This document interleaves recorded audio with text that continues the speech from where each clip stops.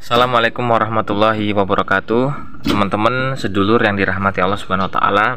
Ini sambil nyantai teman-teman ya. Pembahasan kali ini yaitu tentang beliau Bapak Panji Gumilang di Pondok Al Zaitun yang disebut-sebut sebagai Syekh. Jadi menurut pandangan kami yang disebut dengan Syekh itu adalah pertama, dia tuh orangnya sudah tua, maka disebut Syekh. Yang kedua, dia orang itu berilmu. Nah, walau alam ini di bagian yang mana si Bapak Panji Gumilang. Kemudian saudaraku yang dirahmati Allah Subhanahu wa taala, kami tidak setuju. Kami nyatakan tidak setuju ketika beliau berpendapat lain bahwa mazhabnya beliau itu Bung Karno, mazhab Bung Karno. Kalau kami pribadi, mazhabnya sesuai para kiai kami, para ustadz kami, para ulama kami, guru-guru kami yang mengajarkan kami tentang mazhab. Itu ada 4, yaitu mazhab pertama mazhab Abu Hanifah, Imam Abu Hanifah. Kemudian yang kedua adalah mazhab Maliki ya. Kemudian mazhab Syafi'i, dan yang terakhir adalah mazhab Hambali. Nah, 4 mazhab itu yang kemudian kita upayakan untuk diamalkan.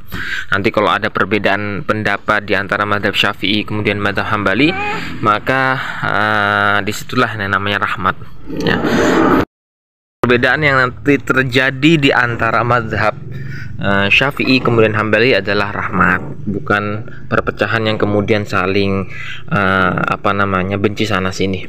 Saudara yang dirahmati Allah Subhanahu wa taala, kemudian soft yang kemarin katanya ada perempuannya di situ, kemudian dikomen oleh alumni Az-Zaitun sendiri, hukumnya itu makruh. Maka kami berbeda pendapat dengan beliau dalam sikap bagaimana soft sholat.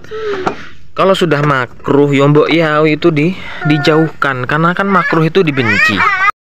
Meskipun dikatakan itu hukumnya makruh, harusnya ya ditinggalkan, karena kita tahu makruh itu kan dibenci, bukan malah diamalkan, misalnya seperti itu. Allah alam nanti pendapat-pendapat yang lain.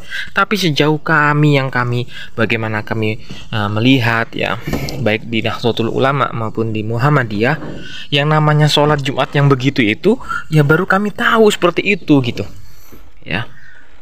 Ini kan kalau boleh dibilang kan agak beda gitu kan sama masyarakat yang lainnya. Nah, itu yang kemudian mbok yawe ya ditinggalkan gitu loh. Namanya sudah dibenci, di makruh kalau menurut pendapat jenengan ya. Nah, itu dibenci misalnya, ya sudah, itu makruh misalnya, ya sudah ditinggalkan, bukan malah diamalkan. Kan mestinya seperti itu. Nah, terus seorang perempuan nanti katanya mau jadi khotib ya. Itu kalau yang kami pahami itu tidaklah seperti itu harusnya.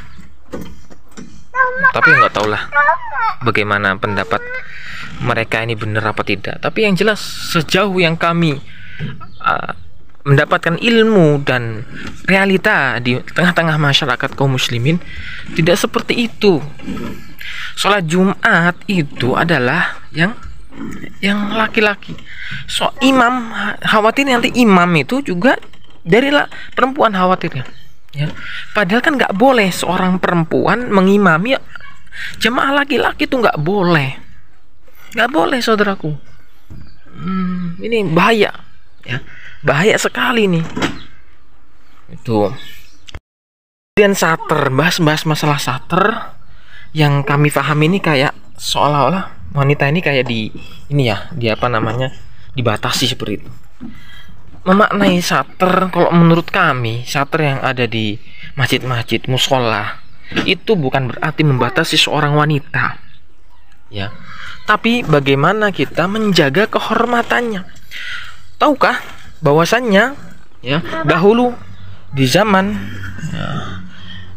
sahabat Umar bin Khattab radhiyallahu anhu, sampai-sampai ya perempuan-perempuannya, perempuan para sahabat itu pulang lebih dahulu ketimbang ya laki-lakinya. Ada kan di situ. Jadi begitu habis sholat subuh, mereka Di situ. langsung pulang, gitu. Ya, lebih dahulu pulangnya agar tidak bertemu dengan laki-laki. Nah, satar agar supaya menjaga, karena kehormatan seorang perempuan itu luar biasa, sangat dijaga dalam Islam, bukan diremehkan, bukan dilecehkan. Ya, jadi Islam ini menjaga yang namanya